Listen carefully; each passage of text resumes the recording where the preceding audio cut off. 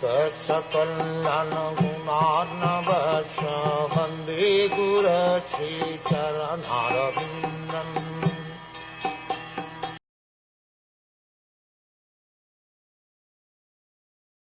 O destroyer of the sacrifice, please take your portion of the sacrifice, and let the sacrifice be completed by your grace.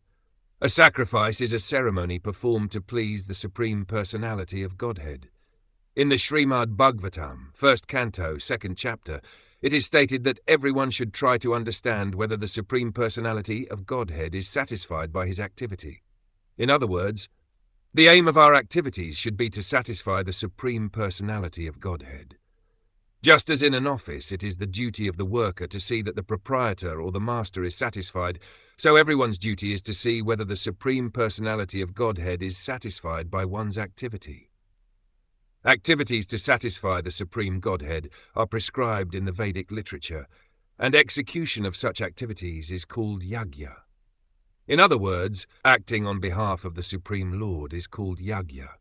One should know very well that any activity besides yajna is the cause of material bondage. That is explained in Bhagavad Gita, Yajñat karmano nyatra loko yam karma bandhana. Karma bandhana means that if we do not work for the satisfaction of the Supreme Lord Vishnu, then the reaction of our work will bind us. One should not work for his own sense gratification. Everyone should work for the satisfaction of God. That is called yajna. After the yajna was performed by Daksha, all the demigods expected prasada, the remnants of foodstuffs offered to Vishnu. Lord Shiva is one of the demigods, so naturally he also expected his share of the prasada from the yajna. But Daksha, out of his envy of Lord Shiva, neither invited Shiva to participate in the yajna, nor gave him his share after the offering. But after the destruction of the yajna arena by the followers of Lord Shiva, Lord Brahma pacified him and assured him that he would get his share of prasada. Thus he was requested to rectify whatever destruction was caused by his followers.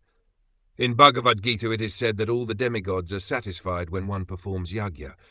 Because the demigods expect prasada from yajnas, yajna must be performed.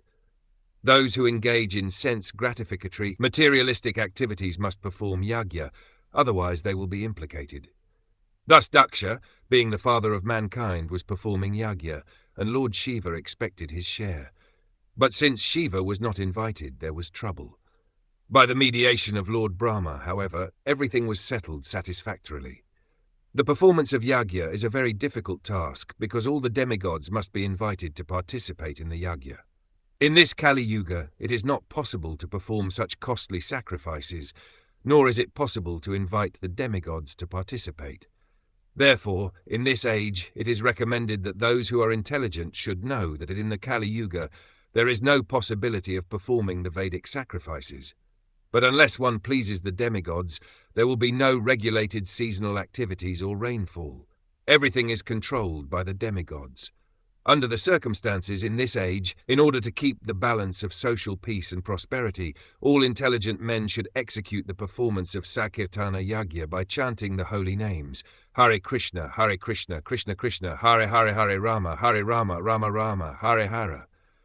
One should invite people, chant Hare Krishna, and then distribute prasad.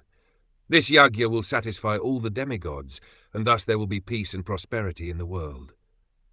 Another difficulty in performing the Vedic rituals is that if one fails to satisfy even one demigod out of the many hundreds of thousands of demigods, just as Daksha failed to satisfy Lord Shiva, there will be disaster. But in this age, the performance of sacrifice has been simplified. One can chant Hare Krishna, and by pleasing Krishna one can satisfy all the demigods automatically.